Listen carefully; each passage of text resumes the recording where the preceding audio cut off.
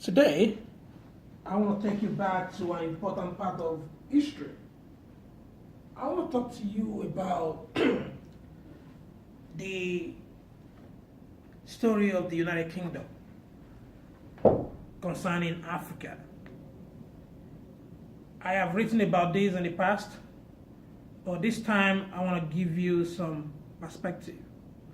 I want to inform you about what culminated into World War II and what happened. What was the relationship between the European countries and Africa before this time?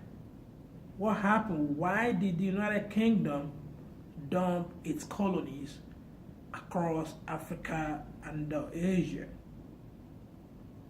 What happened? Was it an act of God? Or was it a strategic decision? Those are the questions that I would like to address. Also, I want to discuss the influence of Germany. How did Germany contribute to the demise of the British Empire? These are some of the questions that I would like to address in this video. Before I begin, let me take you back to 1881, because this was the beginning of the scramble for Africa. You will recall that before 1881, African countries were self-governing, okay?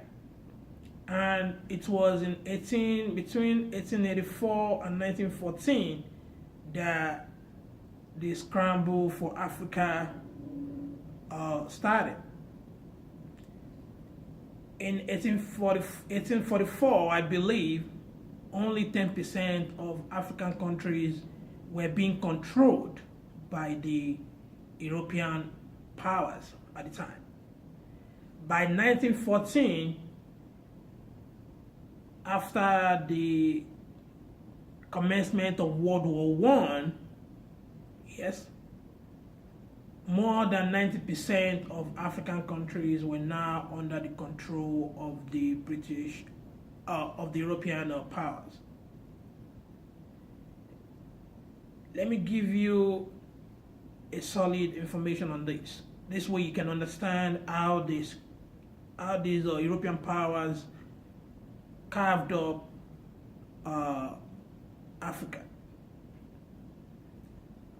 At the time, Britain was one of the most dominant powers in Europe. Britain, Belgium, and other European countries. They had this conference called the Berlin Conference. It was at the Berlin Conference that they drew the map of Africa. They carved out each region and they distributed those countries or those regions among themselves. At this time, Germany was not yet a great power, I should tell you. So the share of Germany wasn't that great. But at least Germany got some territories too. By the end of World War I, Germany lost some of its territories in Africa. Why? Because Germany was defeated during World War I. And the victors of World War I were the United Kingdom, France, and other European powers. And the losers were Germany, Italy, Ottoman Empire, the present-day Turkey. Okay?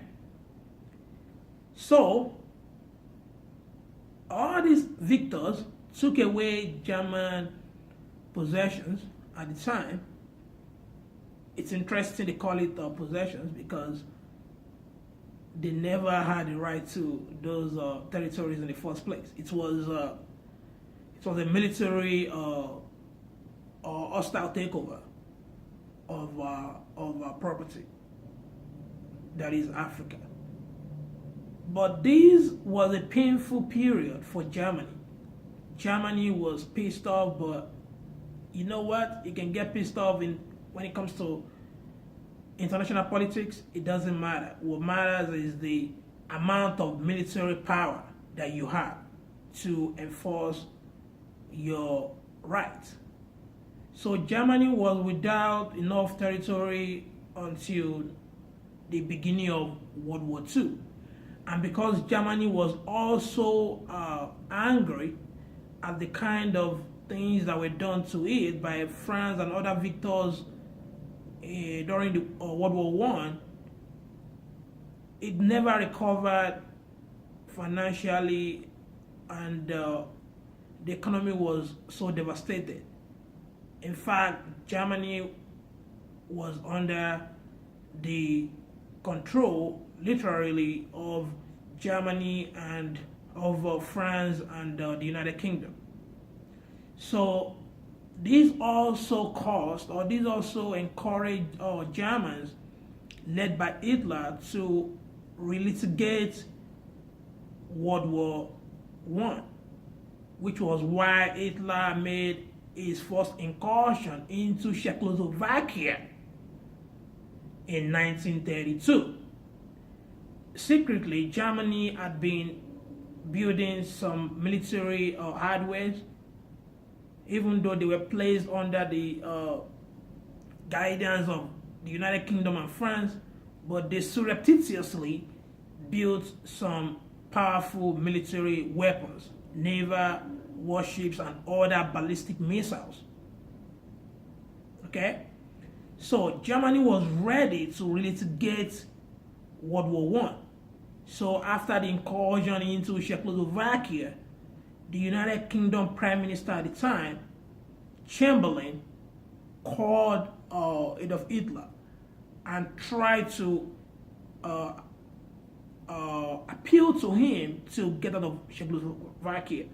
But Hitler refused. Hitler was so fixated on bringing together the lost Germany. Okay? And then there was some kind of appeasement between Neville Chamberlain, the Prime Minister of UK at the time, and Adolf Hitler, in what is now famously known in the international system as an appeasement. Chamberlain had spoken to Hitler, and he returned back to the United Kingdom, and he assured his people that there was no way that Germany would again dominate Europe. But he was lied to by Hitler. Hitler, as a matter of fact, became a dominant power by 1934. It was at this time that the whole world was now fearful of what a powerful Germany could do in the world. So, Germany, cognizant of its possessions that were taken away from it during World War I, that is African territories that it had acquired during the Scramble for Africa or the Berlin Conference, now wanted to get those territories back, and also to dominate the whole of the United Kingdom. Don't let me take you back into history, but let me give you some pertinent facts that will help you to understand that World War II was indeed a great time to bring in liberty and freedom back to Africa. It was not necessarily the intent of Adolf Hitler or the participant of World War II, but it behooves Germany to kind of restore its glory, its past glory. So, during World War II, Germany allied itself with Turkey, Ottoman Empire, fascist Italy, Imperial Japan, and the whole world was on rampage. United States was skeptical of getting into this war, but by 19, I believe 43, I'm not sure, but around 43, the Imperial Japan Navy invaded Pearl Harbor. It was a devastating attack. In fact, President Franklin D. Roosevelt, FDR, summoned the United States Congress and declared war and the intention of the United States to join World War II. He even said that this day will live in infamy in the history of the United States. This was the beginning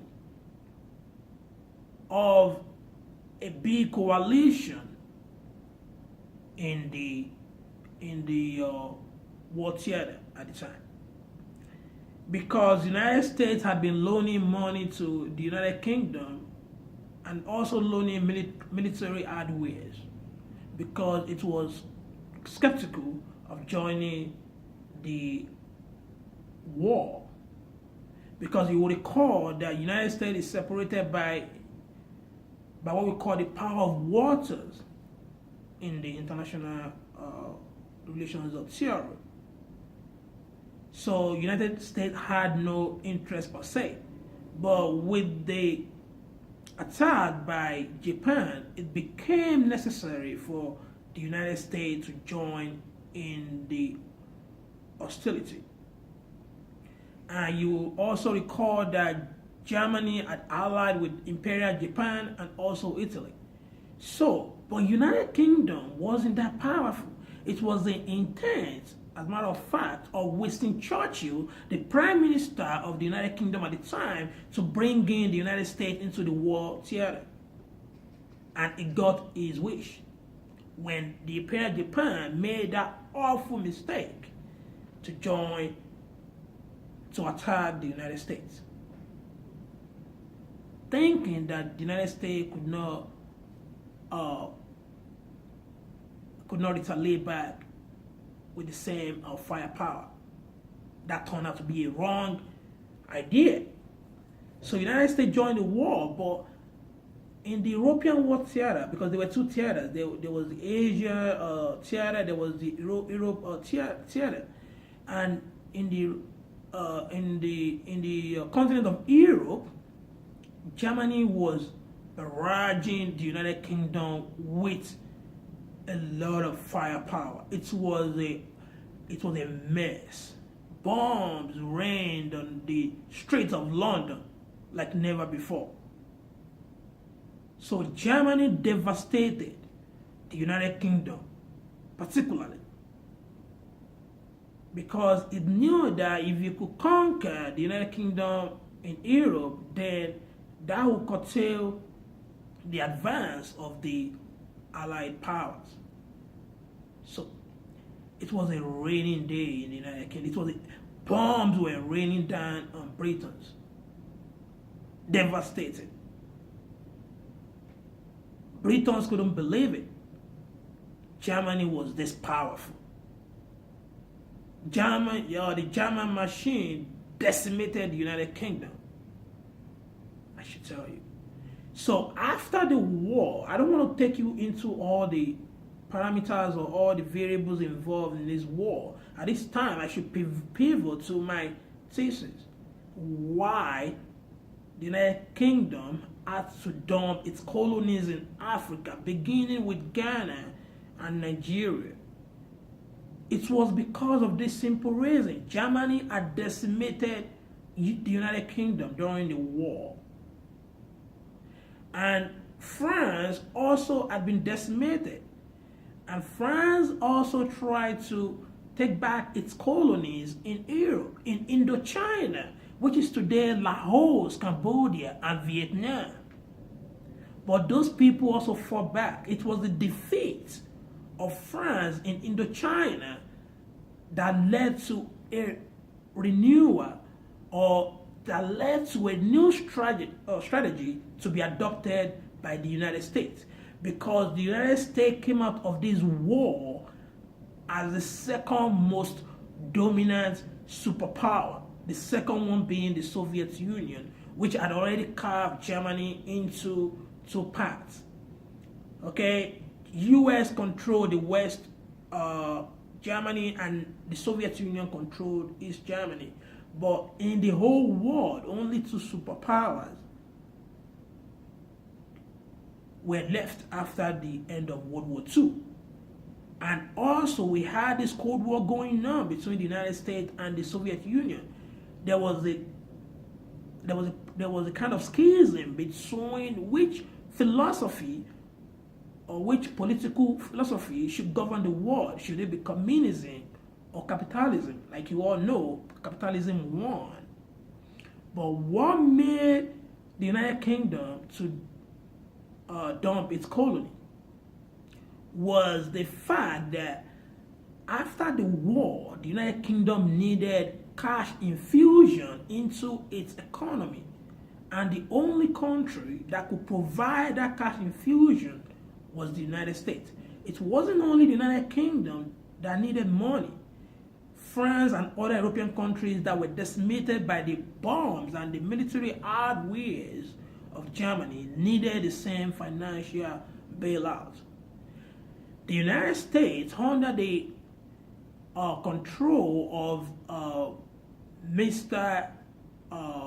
Marshall, the Secretary of State at the time, who was previously the Secretary of War, proposed that there should be a kind of fund that will be set aside, that each country in the European countries, depending on their per capita income, should be given of some funds. United Kingdom, being the most decimated country in Europe at the time, had no choice than to cave to the conditions set by the United States. So the United States was so peculiar about its image, that it wanted the world to move from the Machiavellian style, the colonialism style that the Britons and other European powers had embraced prior to World War II or I, to a more progressive, democratic community. So the United States also was cognizant of the defeat that in France had suffered in Indochina, where Vietnamese, Laos people, and Cambodians repelled the attempt by France to retake its colonies. Okay? And now we have the United States asking the United Kingdom to dump its colonies in Africa in exchange for some funds through the Marshall Funds that was set aside by the United States. The United Kingdom had no option. Although it asked the United States to let it be a well-managed withdrawal, that would not be the same as the one that took place in Indochina, where France was embarrassed out of its colonies. And the United States said yes. And guess what? African countries were granted independence, gradually, and the United States gave money, financial bailout to the United Kingdom and other countries in Europe. So, Africans have the United States and Germany to some extent to thank for the end of colonialism. But for these two powerful nations, the United Kingdom had no intention of dumping its colonies. Thank you very much for listening. If you have any questions, please send it to me. and I'll gladly address them. Thank you. Bye for now.